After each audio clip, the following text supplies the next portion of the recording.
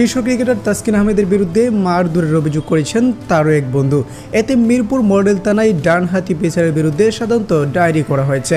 তবে তাসকিন নিজে বলেছেন এমন কিছু করেননি তিনি, তাকে বিব্রত করতেই অপপ্রচার চালানো হচ্ছে। রোববার দিবাগত মধ্যরাতে সিফাতুর রহমান সৌরভ নামে এক বন্ধুকে তাসকিন মারধর করেছে বলে অভিযোগ উঠেছে।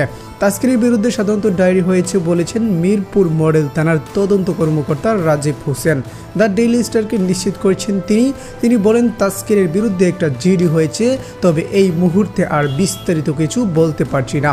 অভিযোগকারী সৌরভ বলেছেন তাকে কিল ঘুষি মেরে জখম করেছেন তাসকিন। পরে তিনি শহীদ সোহরাওয়ার্দী হাসপাতালে জরুরি বিভাগে প্রাথমিক চিকিৎসা নেন। তবে এই অভিযোগ পুরোপুরি অস্বীকার করছেন তাসকিন বললেন, এটা পুরোপুরি মিথ্যা অভিযোগ ভাই। আমি পারিবারিক কাজে ব্যস্ত ছিলাম, আমি কাউকে মারিনি, আমাকে বিব্রত করার চেষ্টা করা হচ্ছে। বিসিবি পরিচালক ও মিডিয়া কমিটির chairman Iftikhar Rahman Mithu The Daily স্টারকে বলেছেন তারাও গণমাধ্যম থেকে খবরটি জেনেছেন।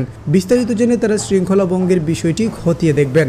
তাসকিনের ব্যাপারে একটা খবর আমরা দেখেছি, আপনাদের মাধ্যমে জেনেছি।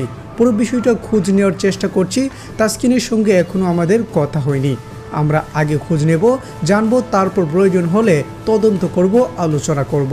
আমি সকলের নাজমুল আবেদিন ফাহিম ভাইয়ের সঙ্গে আলাপও করেছি। শৃঙ্খলা ভঙ্গের কোনো বিষয় পেলে নিশ্চয়ই আমরা ব্যবস্থা নেব।